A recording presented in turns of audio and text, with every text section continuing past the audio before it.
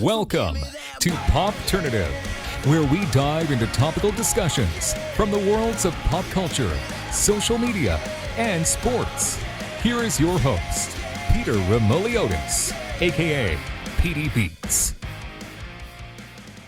Hello and welcome to the Popternative podcast. This is the podcast where we have digital discussions to the worlds of pop culture, sports, TV, film, social media, everything, and of course wrestling. As always, I'm your host, Peter Remoliotis. On Twitter, I go as PD Beats. My guest is a professional wrestler from Canada. We're speaking to Tyson Dux. Been wanting to have it on the show for a while. Tyson, welcome to Popternative, man. What's up, man? Thanks for having me. No problem. I'm really, like I said, really happy we're able to do this. Take me through the early days of you kind of becoming interested in professional wrestling. What was the styles that you were interested in? What were some matches or some specific wrestlers that drew you to the sport, Tyson? Now, when you're talking like years, right? Like I'm 41 now, so the style has completely changed by today's standards.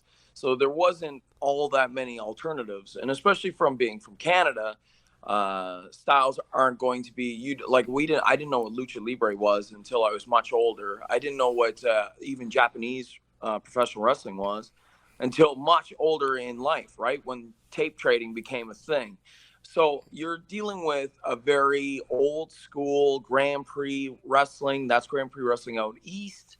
Or you're talking about your WWF or your NWA and like all that stuff. Like I'm a firm believer in all the styles. I love them all. So I'm an old school guy, though. I'm still an old school guy. I like old school type work and stuff like that.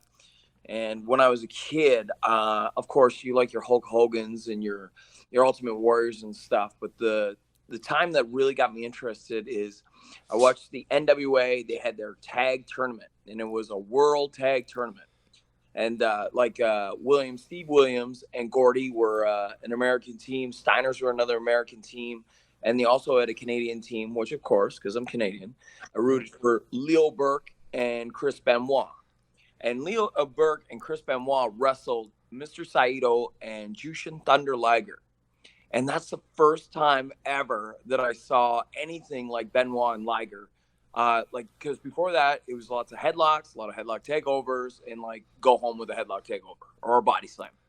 And then you see these two guys, like Jushin Liger in this full costume. It was the most amazing thing I'd ever seen in my whole entire life. And then from that day forward, completely, like I loved wrestling before, but that I was hooked, man, hooked.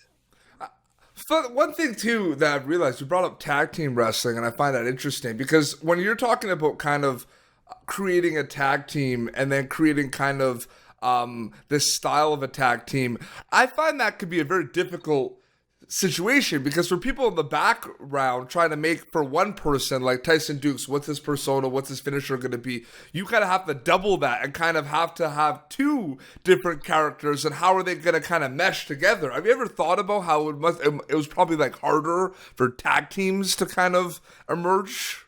You know what? I really, really, really enjoy tag team wrestling because, like I said, late 70s, 80s, all through the 80s, tag team wrestling was a huge deal. Like singles was good and stuff like that. But like the tag team division on the 80s, early 90s was insane. We're talking like Rockers, Brainbusters, Killer Bees, Heart Foundation, Rougeos, Strike Force, Demolition, like Road Warriors, like everybody. Like there's so many tag team combinations.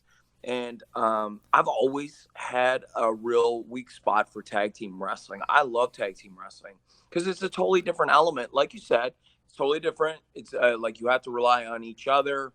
There's a lot more psychologically involved. You have to work double as hard. And a lot of people think because when you get tagged out and you're on the outside, oh, you get a break. You don't. If you watch Marty Jannetty, he was more sweaty and more gassed by the time he got in the ring, because the guy on the outside is the person to study for. Like, I need to make a tag to my partner. Marty Jannetty was the one you wanted to tag because he was that exciting to watch on the outside. So I know, like I've heard rumors that Vince doesn't really like tag wrestling. which I kind of find it's got to be a rumor. It's got to be something completely a farce, because in the 80s, that's what made WWF the greatest company on the planet, was the fact that their tag division was so super strong. They actually have a tag team, Heavy Machinery, with Otis and Tucker right now in WWE that kind of reminds me of like the older, like 80s tag teams. So I find that, like the old school. That's why I find that interesting, for sure. We'll talk more specifically about pro wrestling, because it's an unbelievable time for pro wrestling. But specifically, you can put wrestling in there as well. But Canada, we are both from Canada. Canada it's a great time for sports in Canada. The athletes in Canada, and various different sports are just flourishing and getting bigger and better. What do you think it is? What is the appeal to, becoming an athlete in Canada? And why do you think people kind of look at Canadians as these up and coming, thirsty competitors? Because I feel like we're getting that label right now of we're really coming in, not even underdogs, but we're ready to go type thing, Tyson. It feels, you know what it is? It's the science. It's all comes down to the science of sports. So the more educated the easier sports become for people. And it's not that we have better athletes or whatever. We just have America. America has always been the staple of sports, right? Yeah. But it's more so that everybody nowadays has the same kind of technology, has the same knowledge, the ways they run into stuff. And it just comes down to the individual now. And you can find individuals all over the globe. And we're just fortunate enough that we have passionate people that thrive in certain areas. You know what I mean? So you have hockey is always going to be our number one thing, because lots of kids when they grow up are wicked passionate about playing hockey and they want to be that. And the same goes now with this day and age, is with the internet, with all this advances everywhere and government funding and all this stuff, you get the chance to not just play hockey. Now, if you don't like hockey as a kid, you can play soccer. If you don't want to be a soccer player, you can do amateur wrestling. And the list goes on and on. So nowadays, the variety that we can do as a kid, when I was a kid, you know what we did? We had track and field in the summer. We had hockey in the winter. And that's all we had. That's it. And if you didn't like either one of those, I'm not a track and field guy. All I did was play minor league, home-based hockey, or pond hockey. That was it. So it's either that or you just sat at home. So now the golden age with people and with these kids nowadays, the sky's the limit. Wherever you want, you can do. Mm-hmm. Specifically, though, Canadian wrestlers, and we talk sports focusing on wrestling right now, I feel like a lot of people don't realize that, AEW's first big event headlined by two Canadians. I feel like that kind of gets left outside a bit. Do you realize that? Yeah, it would totally blow your mind, right? But isn't that always the way it's always been? When you have Canadian style stuff, you have to work even harder, because you're not going to get recognized. Nowadays it might be a little bit easier, right? With especially with the Smash Brothers, or they're joining AEW now, which is tremendous news. And the North from Impact, now they're tag team champions. They just became tag team champs. Guys that in this business work extremely, extremely hard to get their due, to get their notoriety that it might be easier to get if you were in the States or if you were in England right now, opposed to us. However, day and age, like you said, wrestling nowadays is a beautiful thing, because there's so much of it and there's so many ways to get it out and to get recognized. It's an even board now. You just got to be good at it.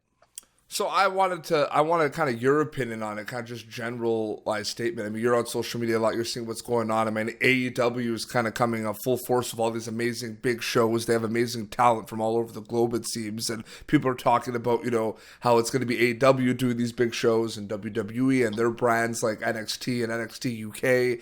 What's your kind of opinion on how this is all progressing, and what do you think it does for Ring of Honor and Impact Wrestling and the other kind of wrestling organizations as well, Tyson? You know what? Wrestling comes in waves.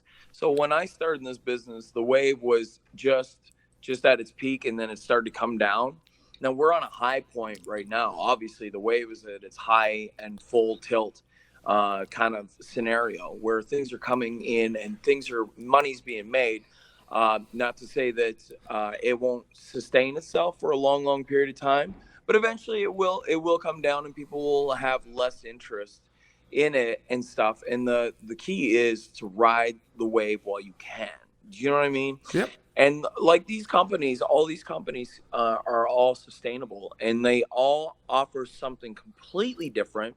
They have such array of there's not talent out there's every one of them has great talent, and the talent pool is insanely diverse and very solid. So it's not a question of companies not having the work rate to succeed. It's just on decisions and where they put their money or where they put their interest and how they set stuff up. That we'll see who will thrive and who will not, and hopefully, God willing, that they all survive and they all keep going, because anybody to have a job in this day and age is a good thing. And if you can do your job and enjoy what you do, well, then you've won at life, really, basically. No, absolutely. And also, of course, wrestling that I've been watching a lot is Smash Wrestling. Shout out to Smash Wrestling, because that's been really, really interesting as well. What do you kind of think about the indie shows, though? Do you think that they're going to kind of have more of an impact now because of the fact that you're going to have these guys going on AEW and, NXT UK who are not signing these exclusive deals that are going to still be able to maybe do indie shows? Have you ever thought about that at all? Well, that's never really changed. Impact's had that kind of a flavor to it for quite some time now. So your indie guys that have always been your indie guys and are your indie darlings, as they say, in a certain area, they'll always be in front of their hometown doing the same thing. It'll be nothing's going to change that way. So I don't know if it really will affect either good, positive, or negative on the independents. Surely it couldn't hurt to have more name recognition out there, that people want to search out something different than what they're already seeing with AEW and stuff like that. But only time will tell. Only time will tell how much it affects us on the trenches kind of style. The way you speak about it, you can tell you're really passionate about it. It is a really exciting time for pro wrestling right now. It's a high wave right now. High wave. Most definitely. And it's wonderful to ride this wave and enjoy it, and then teach the younger generation and stuff like that, and then have them grow, and then have so much work. Because when we started, there was only a couple of independent companies ruled by really big giants, and for you to get a spot in there was fighting tooth and nail. And wrestling once a month, twice a month is extremely difficult to keep your skills up. Well, before he signed with AEW, I remember talking to Scorpio Sky when SoCal Uncensored was just kind of starting out at Ring of Honor, and he was saying that it was the first time that he was able to not have a day job. He was able to make a living with his bookings as a pro wrestler. And he said that the fact that he was able to do that was amazing, and he never thought that he was going to be able to do that. Right. And that's it. He's living the dream now. He's living life at its fullest. Mm-hmm. And then the only thing is like anything else, you just save that money, man. You don't you pocket it away. It's never gonna. This day will end tomorrow, and your successful rate, your rate will just go up from there. Mm-hmm. Just success breeds success. So the more you stay in the positive, you stay in the black, as they say, the better off you are.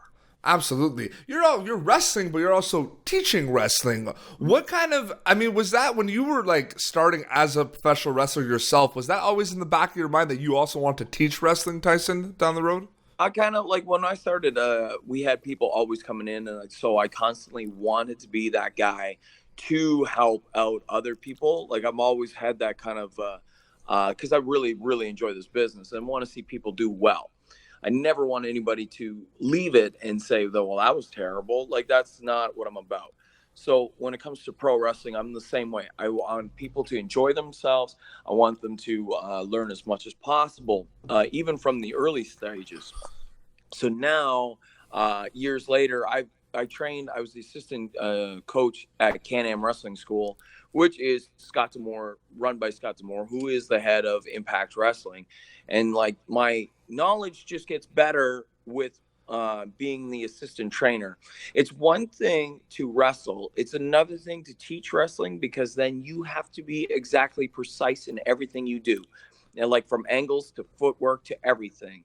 So from that point, when you're starting to teach people, you got to make sure that you teach them correctly. Or that's my mindset. I never wanted to go into a situation where a kid would be on the independent scene and then someone would say, hey, why do you do an arm drag like that? Why? That's terrible. Oh, well, Tyson taught me. I never wanted that on me. So I've always maintained that when people train under me, as Scott, I trained under Scott, that like, you train and you keep everything as solid as possible. Now that I've moved, because my wife has a job, got a job up here in London, 2 hours away from Scott, like, I've never wanted to go back to truck driving. I always wanted to just pursue this. And so that's what I did. I opened my own school, and it's been a huge success. I've had nothing but success in the last almost 2 years. I've almost been out of 2 years. That's amazing, man. Well, no, that's great to hear. I think we'll wrap up, but Tyson, I just want to say thank you so much for coming on the show. Well, thank you very much. It was a pleasure. No, I've been wanting to have you on for a while, because I'm telling you, for people who follow, especially in Canada, who follow pro wrestling, I mean, you've done a lot. We know about Tyson Dux, man. It's not like, it's pretty awesome to see. Where can people follow you on social media, and what can they expect? Do you have any bookings coming up that you can announce, or where can people see you? Well, I'm on, my stuff's real easy. It's all just Tyson Dux based. Dux, as in Bloodsport, Dux. I know a lot of people think it's Dux, but it's Dux, Dux. You can find me anywhere from Twitter to Instagram to Facebook. I have a page for the school. I have a page for me. It's easy to find. Tyson Dux is not that hard to type in, and everything comes up. As for events, I'm always busy. Smash events. I have so many Smash events. It's insane. In the fall, I'll be working with NSPW again.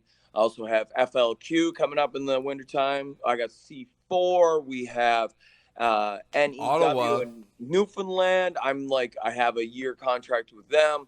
Like, I just have a lot of upcoming events, and I'm always going to be in these areas. So I've made my schedule so I can be in all these places all across the country, and some in the States. Amazing, man. Well, no, we'll look out for that for sure. And no, seriously, all the best, Tyson. Thank you so much for coming on the show. Thank you very much, brother. No problem. Well, this has been Popternative, youtube.com/Popternative. And until next time, this is Tyson Dux and Peter Beats signing off. Thank you for tuning in to Popternative. Make sure to check out our past episodes of Popternative on YouTube. Be sure to like Popternative on Facebook and follow us on Twitter.